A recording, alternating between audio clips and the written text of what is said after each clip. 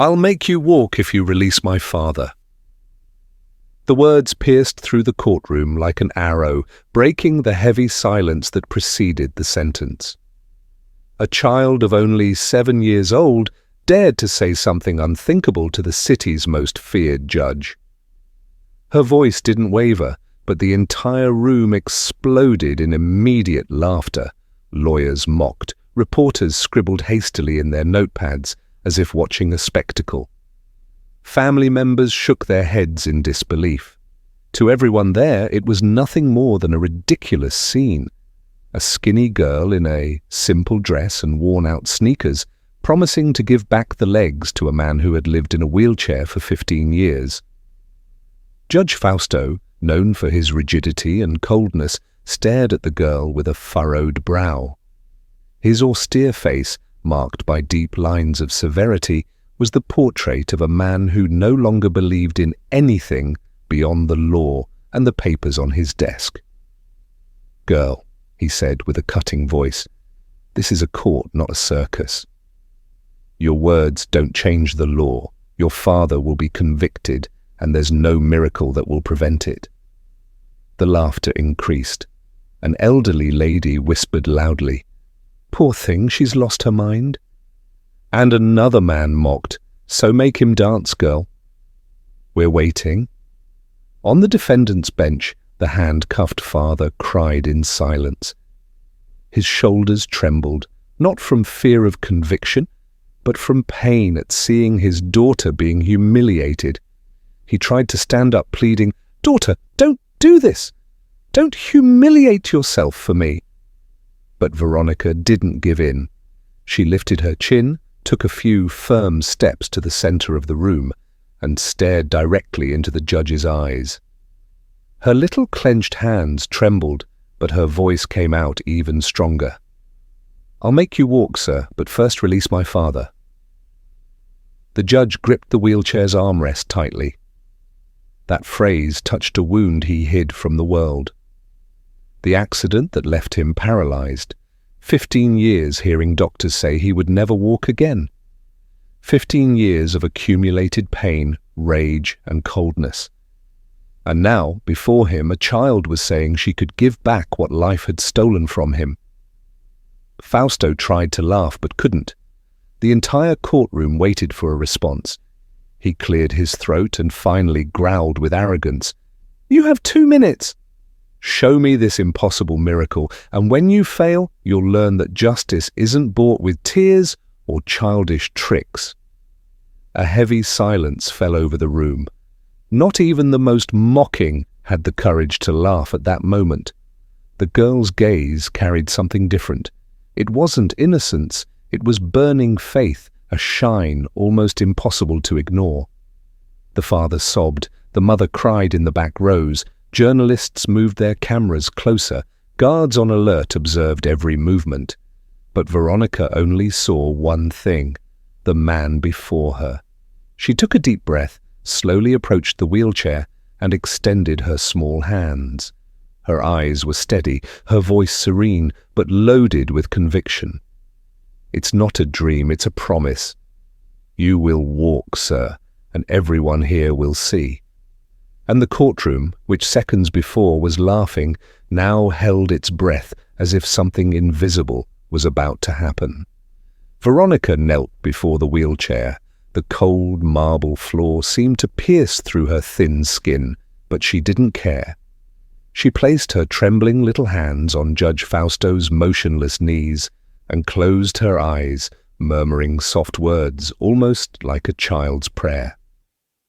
The tension in the room was crushing. All eyes were on her, some with mockery, others with disbelief, and a few with compassion. But nobody believed, nobody dared even imagine it could be real. A man in the back rows shouted with irony, "Come on, miracle worker, make the judge dance." The laughter exploded through the room. Some clapped, others whistled, as if they were at a cheap show. The laughter echoed off the marble walls like cruel hammers. The judge, though rigid, didn't laugh. His eyes were half closed, evaluating the girl with a mixture of contempt and something deeper. a remnant of doubt, a shadow of hope. He himself didn't know, but Veronica didn't waver. Her lips kept murmuring, and her small, broken voice carried more strength than any rehearsed speech. It was raw faith, innocent, burning. Suddenly the judge raised an eyebrow and let out a dry laugh, cruel, cold as steel. "Is that all?" Pathetic. Nothing happened. A child trying to play miracle worker in a serious courtroom. His laugh was the signal for everyone else to burst into even louder laughter. A woman shook her head and said loud enough for all to hear, "Poor thing, she'll grow up traumatized by this circus." The girl's heart seemed to shatter. The tears she fought to hold back now streamed down her face. She looked around, and all she saw were mocking smiles, scornful looks, pointing fingers. Her father tried to stand up desperately, shouting, "Stop this! She's just a child!" But the guards pushed him back into the defendant's chair, holding him down forcefully. Ramiro cried, helpless, crushed by his daughter's humiliation. The girl stood up slowly, her little legs trembling, her face flushed with shame. She tried to breathe, but the knot in her throat was suffocating. She looked at her father with eyes full of tears, as if apologizing for not being able to save him. The crowd laughed louder, reporters scribbled eagerly. The judge cleared his throat and struck his gavel on the wood, restoring order with his iron voice. "Enough of this farce. Let's proceed with the sentencing." At that moment, Veronica understood the weight of cruelty. Her sincere attempt to save her father had been turned into a spectacle, a reason for mockery. But fate, silent, was just preparing to turn the page. The courtroom was still filled with cruel laughter when Veronica, defeated, began to walk away. Her faded blue dress swayed slightly as she stumbled over her own steps, trying to escape the humiliation. Hot tears streamed down her face, dripping onto the cold marble, as if marking the floor with her pain. Ramiro, trapped in the defendant's bench, screamed desperately, "Veronica, my daughter, don't give up on me!" But his voice was drowned out by the courtroom noise, the venomous whispers, and the reporters' pens registering every detail of the scene. Judge Fausto adjusted his glasses and took a deep breath, ready to resume his merciless posture. He picked up the sentencing paper and raised his firm voice. "Ramiro Sandoval is sentenced to 10 years in prison." He didn't finish. Something strange ran through his body. First, a slight pressure in his chest, as if the air had become denser. Then a subtle tingling ran down his right calf. Fausto stopped for a second, frowning. Impossible, he thought. 15 years had passed since the accident. 15 years without feeling absolutely anything from the waist down. He took a deep breath, trying to convince himself it was just fatigue, a psychological illusion created by that child's words. But the tingling increased. Now it felt like a gentle warmth, then a real pulse.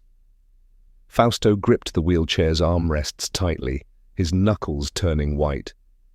His heart began to race. Meanwhile, nobody noticed. The courtroom still laughed. Some murmured jokes, others were already preparing to leave, certain they had witnessed nothing but childish nonsense. But Fausto knew something was happening. He discreetly moved his toes inside his shoe, and, for the first time in a decade and a half, something responded.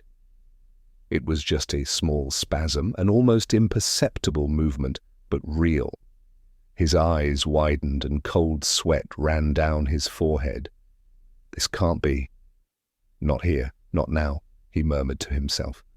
He tried to compose himself, clearing his throat, but his trembling hand betrayed his anxiety.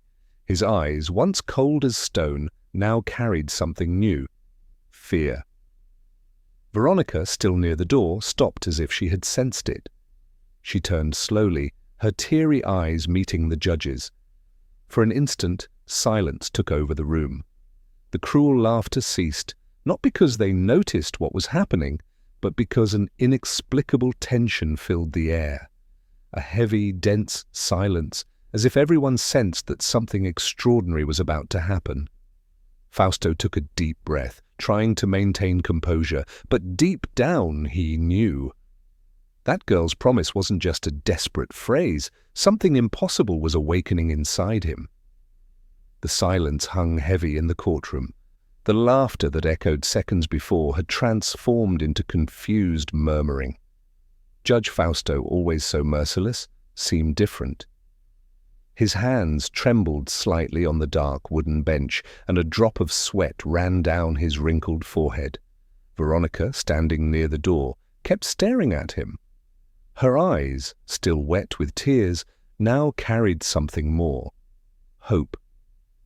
It was as if the girl sensed, before everyone else, that her promise hadn't been in vain.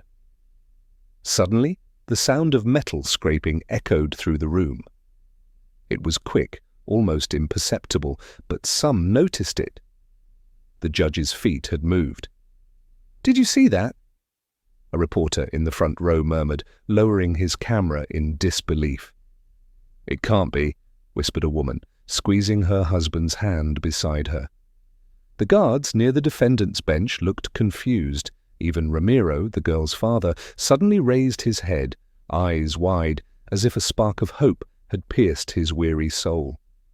Fausto, in shock, tried to disguise it. He adjusted his glasses and cleared his throat, but his voice failed when trying to continue the sentence. "Ramiro Sandoval is—" He stopped. The audience, previously disbelieving, now leaned forward, eyes wide. The room that seemed so full of mockery minutes ago was now filled with absolute tension. Nobody dared to laugh. Veronica took a few steps forward. Her childish voice, yet firm, echoed through the room. "I told you, sir." "You will walk." The girl's words cut through the air like an invisible blade. The judge tried to ignore it, but his body betrayed him. He pressed the wheelchair's armrest so hard his nails almost scratched the polished wood. His breathing accelerated. This isn't possible," he murmured low, but his voice was caught by the microphone scattered throughout the courtroom. Now there was no doubt. Something extraordinary was happening. A sepulchral silence dominated the room, but it wasn't empty. It was a silence full of expectation, as if everyone was about to witness the impossible. And in the center of it all, a 7-year-old girl in a simple dress with shining eyes stared at the judge with unshakable faith that few adults in the world could sustain. The entire courtroom held its breath. What had seemed like just childish boldness was now transforming into a spectacle of collective amazement. All eyes were fixed on Judge Fausto, the rigid, merciless man who for 15 years had never risen from that wheelchair. His body trembled. Sweat poured down his stern face. He tried to maintain his posture, tried to cling to his authority, but he couldn't control what was happening. The muscles in his legs, dormant for so long, responded with involuntary contractions. The dry sound of wood echoed when his right leg struck the base of the chair. A cry of shock ran through the hall. "He moved!" someone exclaimed too loudly to be ignored. Reporters' cameras began firing in sequence, recording every instant. Journalists who minutes before had mocked the girl now fought for a better position. Fausto closed his eyes tightly, as if he could deny reality. But when he opened them again, he couldn't hide the terror in his expression. The impossible was before him. Veronica, the little one, took another step closer. Her sweet, firm voice echoed clear in the absolute silence. "I told you, sir." "You can still walk." Fausto tried to speak, but his throat locked. His hand trembled when he tried to support himself on the chair's arms. For a moment, it seemed the entire world had stopped. Then, with visible effort, he began to raise his body. The metallic creaking of the wheelchair echoed like thunder. The entire courtroom suddenly stood up in a mixture of disbelief and reverence. With each centimeter the judge rose, disbelief transformed into absolute amazement. When he finally managed to stand, the silence was broken by a collective gasp. Fausto, trembling, supported by the table before him, stared at his own legs as if facing an impossible miracle to accept. 15 years, he murmured, almost voiceless. 15 years! Tears he would never have allowed in public now flowed freely. The audience, previously cruel and mocking, was in shock. Many covered their mouths with their hands, others cried openly. The girl's father, Ramiro, let out a cry of relief, tears sliding down his tired face.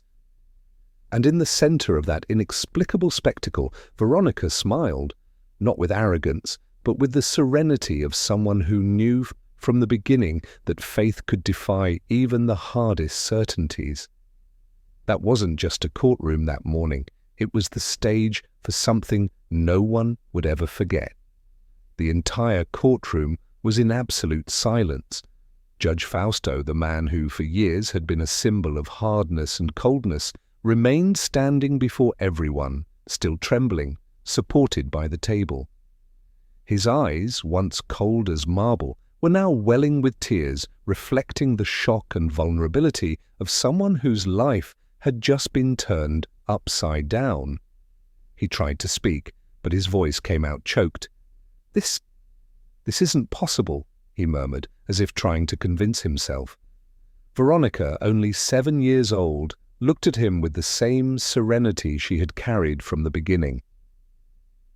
It is possible, Your Honor, but only if you believe in what is right. The simple words from a child pierced like arrows through Fausto's hardened heart. He, who had become a prisoner of cynicism and arrogance, was now confronted not just by a physical miracle but by an even greater moral truth. His entire life, based on coldness and inflexible rules, was crumbling before a girl's innocent faith. The audience, which had mocked before, now cried in silence. Many knelt in reverence, unable to explain what they had witnessed. Reporters, previously eager for scandals, now recorded every tear, every gesture, aware they were witnessing an event that would mark history. Ramiro, the accused father, rose from the defendant's bench, handcuffs still on his wrists. His gaze met his daughter's, and in his eyes there was only pride and gratitude. He didn't need to say anything. Her courage had already spoken for both of them. Fausto took a deep breath, wiped his tears, and looked at the girl.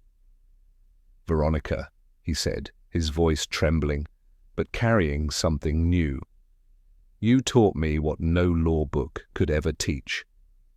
He then turned to the room and, with a strength of voice that surprised everyone, declared, "Ramiro Sandoval is free of all charges. This trial won't be remembered as just another case, but as the day justice found truth in a child's heart." A deafening applause took over the courtroom. Police officers, journalists, ordinary citizens, everyone stood up, breaking the rigid protocol of that space. Ramiro fell to his knees, crying with relief. Veronica ran to him, and the two embraced amid the applause. The simple yet powerful scene was the perfect image of love and faith's victory over the law's coldness. As for Judge Fausto, nobody would ever see him the same way again. He, who for so long represented merciless severity, was now a symbol of a miracle and a transformation that went beyond the legs that moved again. That day, everyone understood a profound truth. It wasn't just the judge's body that had been healed, it was his soul.